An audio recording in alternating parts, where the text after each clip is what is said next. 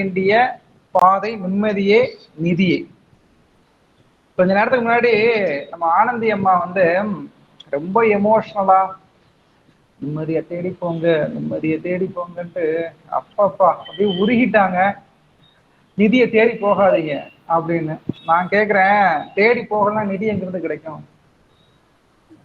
நிதி கிடைக்கல அப்படின்னா இப்ப ஒரு 20 வயசுக்கு மேல ஒரு பையன் நிம்மதியை தேடி, அம்மா நான் நிம்மதியை தேடி நான் காசிக்கு போறேம்மா அப்படின்னா நிதி கிடைக்காது, வீட்டுல மிதி தான் கிடைக்கும், அங்க நிம்மதியும் கிடைக்காது. சரிங்களா? அப்போ 20 வயசு பையன் எதை தேடி போகணும் அப்படிங்கிற ஒரு வரன்முறை இருக்கு. நிம்மதி அப்படிங்கிறீங்க. அதுக்கு இன்னொரு உதாரணம் சொன்னீங்கன்னா சுந்தர் பிச்சையா. சுந்தர் பிச்சை பட்டன் போன் வச்சிருந்தா அது உலகம் ஆச்சரியமாக பார்க்கும். ஆனா ஒரு சாதாரண மிடில் கிளாஸ்ல இருக்கக்கூடிய ஒருத்தன் என் கையில இருக்கக்கூடிய இந்த பட்டன் போன் போதும்னு நினைச்சிட்டான் அப்படின்னா அவன் தன்னுடைய ஐடென்டிட்டியை தேடி ஓட மாட்டான், தன்னுடைய வளர்ச்சியை நோக்கி அவன் பயணப்பட மாட்டான். வளர்ச்சியை நோக்கி அவன் பயணப்படவில்லை என்றால் அவன் சோம்பேறியாகத்தான் இருப்பான். கிடைத்தது போதும் என்ற மனநிறைவு வேண்டும் தான், ஆனால் அதிலேயே தேங்கி நின்று விடக்கூடாது என்பதை இங்கே நிச்சயமாக நீங்கள் அனைவரும் புரிந்து கொள்ள வேண்டும். என்னால என்னுடைய சூழ்நிலைக்கு ஏற்றார் போல பயணப்படுவதற்கான ஒரு மெச்சூரிட்டியை நான் வச்சிருக்கணும். முதல் விஷயம் அதுதான் எனக்கு நிம்மதி. இப்ப நான் அர்ஜென்ட்டா எனக்கு ஒரு சென்னைக்கு போன ஒரு பயங்கர எமர்ஜென்சி, எனக்கு அன்ரிசர்வ்ல வந்து ஒரு பாத்ரூம் பக்கத்துல நின்று போக வேண்டிய சூழல், அதை நான் அக்செப்ட் பண்ணி போகணும். ஆனா அதுலயே தான் நான் பயணப்படுவோம் என்ன அப்படின்னா நான் ஏசி கோச்சினுடைய வசதியை வந்து நான் வந்து அனுபவிக்க மாட்டேன். அப்ப ரெண்டுக்கு வித்தியாசம் இருக்கு. அப்புறம் இன்னொரு அம்மா சொன்னாங்களே, நம்ம நிம்மதியே வேண்டும் என்று சொல்லி, அம்மா பேரு அனுஷி அம்மா, பேராசிரியர் அனுஷி அம்மா.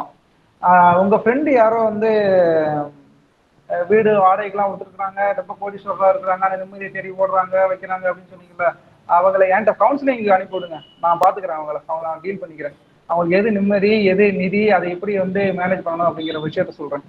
அதே மாதிரி இன்னொன்னு சொன்னாங்க, பசங்க கிட்ட வந்து பணத்தை நிறைய கொடுத்துட்றாங்க, அதனால கெட்டு போறாங்க அப்படின்னு. அது வந்து பினான்சியல் மேனேஜ்மெண்ட். அதை வந்து பசங்களுக்கு கற்றுக் கொடுக்க வேண்டிய பெற்றோர்களின் கடமை. அது வந்து பேரண்டிங்ல வரும், அது நிதியா நிம்மதியாங்கிற டாபிக்ல வராதம்மா. அது கூட வெள்ளைக்காரி வந்து வீட்டுக்கு வந்தா அந்த பாட்டு, அழகான ஒரு பாட்டு படிச்சாங்க.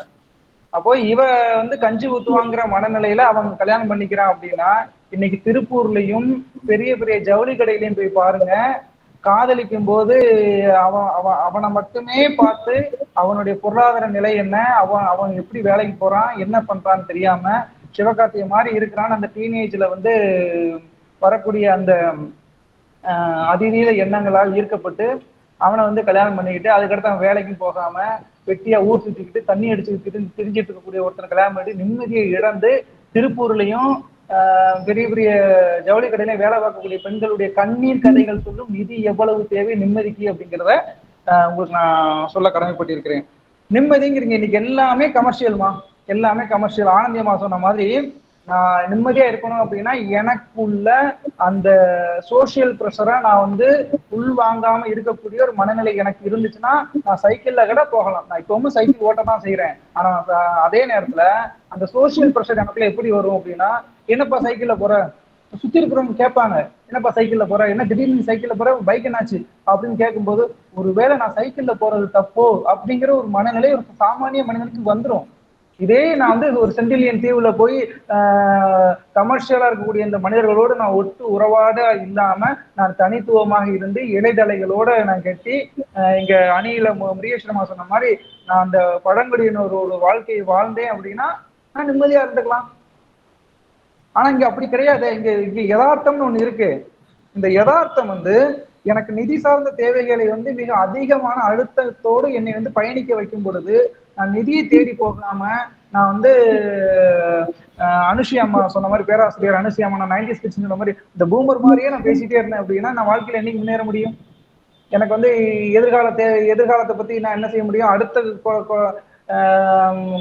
தலைமுறைகளுக்கு வந்து நான் எதை கற்றுக் கொடுக்க நிம்மதி வேண்டும். ஆனா அதை வந்து பகுத்தறியக்கூடிய திறமையை வந்து நாம வந்து அந்த குழந்தைகளுக்கு சொல்லி கொடுத்துட்டோம் அப்படின்னா, நிதி எப்படி கையாளணும்னு சொல்லி கொடுத்துட்டோம் அப்படின்னா அவன் வந்து மேனேஜ் பண்ணிக்க போறான். எப்படி உழைக்க வேண்டும் என்று நம்ம கற்றுக் கொடுக்க வேண்டும், எப்படி நம்ம வந்து சம்பாதிக்க வேண்டும் என்று கற்றுக் கொடுக்க வேண்டும். அப்பதான் அவனுக்கு வந்து அந்த அதை வந்து பிரிச்சு பார்க்க தெரியும். ஒரு அழகான ஒரு விஷயம் சொல்றேன். இப்ப ரீசெண்டா ஒரு செய்தி, 126 கோடி ரூபாய் சம்பாதிச்ச ஒரு இளைஞன் வந்து அதை பிக்சட் டெபாசிட்ல போட்டு மாசம் மாசம் இன்கம் வர மாதிரி பிளான் பண்ணி தன்னுடைய வேலையை ரிசைன் பண்ணிட்டு அவன் வந்து லைஃப் இந்த குடும்பத்தோட டைம் ஸ்பெண்ட் பண்ணி ரிலாக்ஸேஷனா இருக்கிறான். நல்லா யோசனை பண்ணி பாருங்க, 126 கோடி ரூபாய் சம்திங், அது கொஞ்சம் முன்ன பின்ன இருக்கலாம்.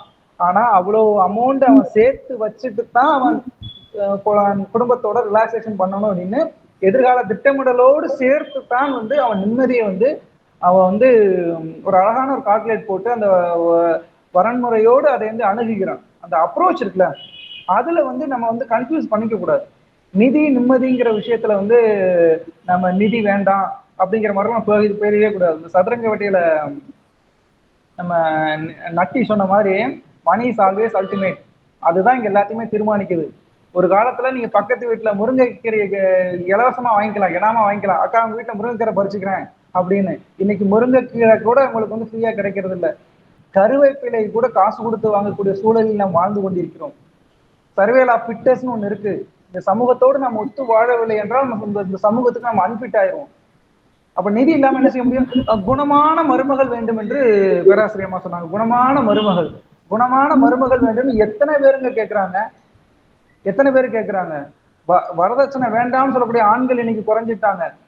ஆனா எக்ஸ்பெக்டேஷன் இல்லாத பெண்கள் இன்னைக்கு அதிகரிச்சு இருக்கிறாங்களா? எக்ஸ்பெக்டேஷன் அந்த அளவுக்கு அதிகமா போயிட்டு இருக்கு ஒவ்வொரு பெண்களுக்கும். இத்தனை டிஜிட் எனக்கு சேலரி வேணும் அப்படின்னு கேட்கறாங்க. சொந்தமா வீடு இருந்தா நான் வந்து பொண்ணு, இந்த நீயானெல்லாம் பார்த்துருப்பீங்க, சொந்த வீடு இல்லாம 35 வயசு மேல கல்யாணம் முடிக்காத ஆண்கள் எத்தனை பேர் இருக்காங்க? அவங்களுடைய நிம்மதி குறைஞ்சு போனதுக்கு என்ன காரணம்? நிதி. வாழ வேண்டிய வயசுல அவன் அனுபவிக்க வேண்டிய வயசுல எல்லாத்தையும் இழந்து நிக்கிறதுக்கு காரணம் என்ன? மற்றவர்கள் எல்லாம் இவன் மேல திணிக்கக்கூடிய அந்த ப்ரெஷர். அதுக்கு காரணம் நிதி இல்லாததான். அவன் வந்து அப்ப அதைத்தான் தேடி அவன் ஓடிட்டு இருக்க வேண்டிய சூழல் இருக்கு. அப்ப நீங்க எப்படி நிம்மதியை பத்தி பேசுவீங்க? ஒரு சாதாரண ஒரு குடும்ப வாழ்க்கையில் அவன் இணைய வேண்டும் என்றால் அதுக்கே இங்க நிதி தேவைப்படுதுங்க. நிதி இல்லாம இங்க எதுவுமே இல்லை. அப்ப முருகேஸ்வரம் சொன்னாங்க, குழந்தைக்கு விளையாட்டு சாமான், விளையாட்டு சாமான கூட விட்டுருங்க, குழந்தைக்கு பால் குட்டி வாங்கணும்னா கூட இங்க வந்து நிதி வேணும். என்கிட்ட வந்து குறைந்தபட்ச ஒரு பணம் இல்லை என்றால் நான் வந்து ஒரு ஆணாக ஒரு பெண்ணாக இந்த சமூகத்தில் வாழ்வதற்கு மிகப்பெரிய கேள்விக்குறி. என்னை வந்து இந்த உலகத்துல கூடிய அத்தனை சமூகங்களும் என் மேல் அவ்வளவு அழுத்தத்தை திணித்து கொண்டிருக்கின்றது. அந்த அந்த ரெஸ்பான்சிபிலிட்டியை நான் எடுத்துக்கணும் அப்படின்னா எனக்கு கண்டிப்பா நிதி தேவை. இன்னொரு விஷயம், நான் கடைசி ஒரே விஷயம் சொல்லிடுறேன். ஆப்ரஹாம் மாஸ்லோ மிகப்பெரிய உளவியலாளர், அவர் மனித படிநிலைகளின் தேவைகள் 4 விஷயம் சொல்லியிருக்கிறாரு. உடலியல் தேவைகள், பாதுகாப்பு தேவை, சமூக தேவை, கௌரவ தேவை, தன்னை பற்றி தேடுதல் அப்படிங்கிற விஷயம் இருக்கு. உடலியல் தேவைகள்னா பசி, தூக்கம், மனிதனுடைய அடிப்படை தேவைகள்னு வச்சுக்கோங்களேன். அப்ப பாதுகாப்பு தேவை, சமூக தேவை, இது எல்லாம் பாத்தீங்க அப்படின்னா எல்லாமே நிதி சார்ந்ததா தான் இருக்கும். கடைசியா தான் அந்த நீங்க சொல்ற நிம்மதி அதுக்குள்ள போவாங்க.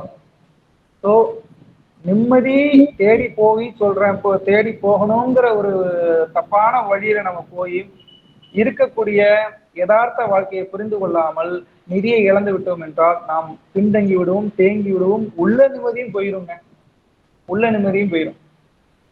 நன்றி, வணக்கம். அருமை.